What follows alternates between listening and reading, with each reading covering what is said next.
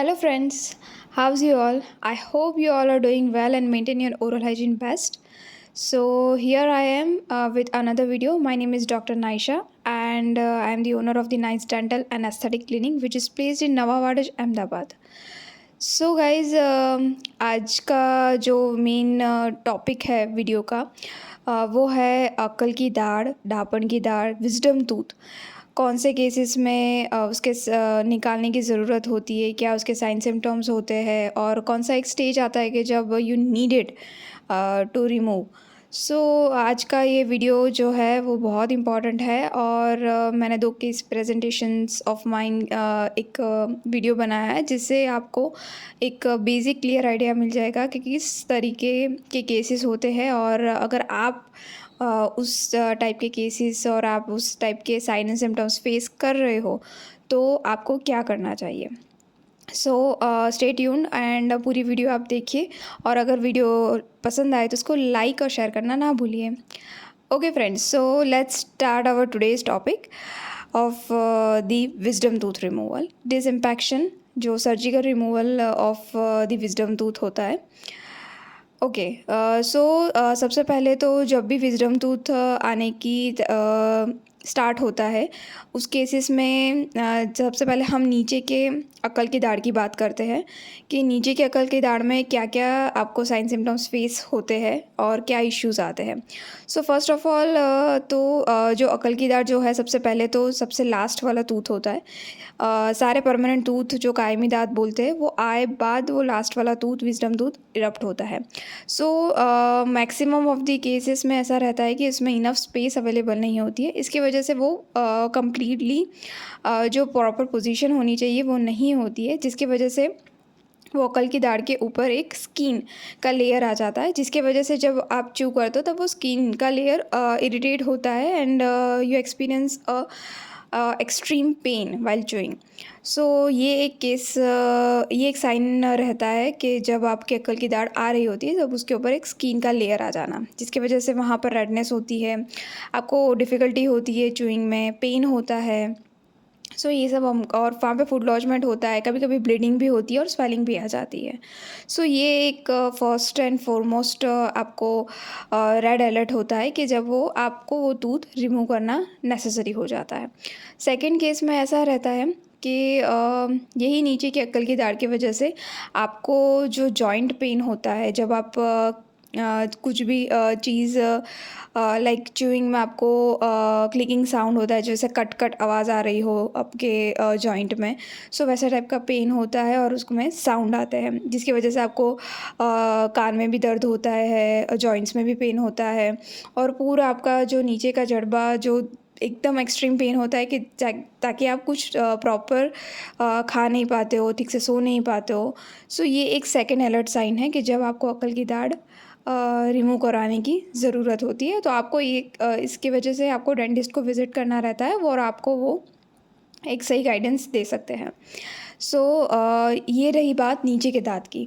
Same thing ऊपर के दाढ़ में भी जड़बे में भी जब अक्ल की दाढ़ आ रही होती है तो यही टाइप के साइन सिम्टम्स होते हैं। इसके अलावा मेन जो ऊपर की दाढ़ होता है तो उसमें एक साइनस होता है, जिसकी वजह से आपको हेडेक ज़्यादा रहता है कंटिन्यूस। अगर आपको हेडेक रह रहा है और सेम थिंग आपको डिफ़िकल्टी आ रही है च्यूइंग में, पेन एक्सट्रीम रह रहा है और आपको लाइक बिल्कुल भी आपको मतलब लाइक जब भी आप खाना मुँह खोलते हो या फिर चबाते हो तब आपको बहुत ज़्यादा पेन हो रहा है। सो ये कंडीशन भी रहती है कि जब आपको अकल की दाढ़ रिमूव करवाने की ज़रूरत रहती है।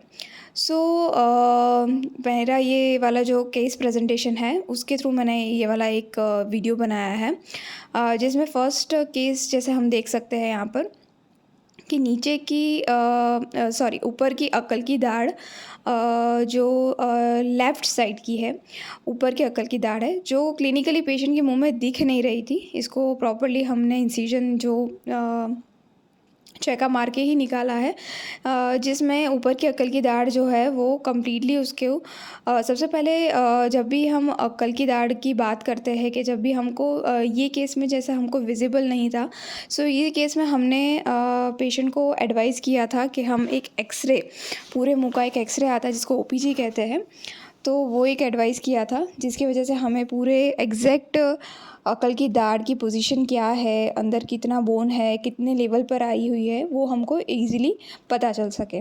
सो हमने ये एक प्रॉपर्ली एग्ज़ामिन किया हुआ था और आफ्टर एक्सरे हमने इंसिजन देख के उसको निकाला है और प्रॉपर्ली उसको स्टिचेस और टाँके वाके लेकर उसको 7 डेज़ के बाद फॉलोअप के लिए और ये जो स्टिचेस लिए हैं, जो टाँके लिए हैं उसको रिमूव करने के लिए बुलाया हुआ है। सो ये एक फ़र्स्ट केस है, जैसे आप देख सकते हो कि काफ़ी अच्छे से वो दाँत पूरी एक ही सिंगल रूटेड है और अच्छे से निकल गया है। ये सारे उसके व्यूज़ हैं अलग-अलग। सो ये एक अपर की अकल की दाढ़ बहुत ही चैलेंजिंग केस था पेशेंट और डॉक्टर्स दोनों के लिए एंड बहुत ही सक्सेसफुल वे में 45 मिनट्स के बाद ये वाला दाँत पूरा अच्छे से निकल के बाहर आया हुआ था। सो ये एक फ़र्स्ट केस था। Now move on to the second case. अब सेकंड स्टेज में नीचे की राइट साइड की अक्ल की दाढ़ थी कि जिसमें ऊपर पेशेंट को लाइक च्यूइंग में बहुत इशू आ रहा था बिकॉज ऑफ द स्किन। जैसे कि आप देख सकते हो कि स्किन पेशेंट के मुंह में दांत के ऊपर आ चुकी थी जिसकी वजह से वहाँ पर थोड़ा रेडनेस स्वेलिंग और पेशेंट को पेन हो रहा था और च्यूइंग में भी दिक्कत आ रही थी।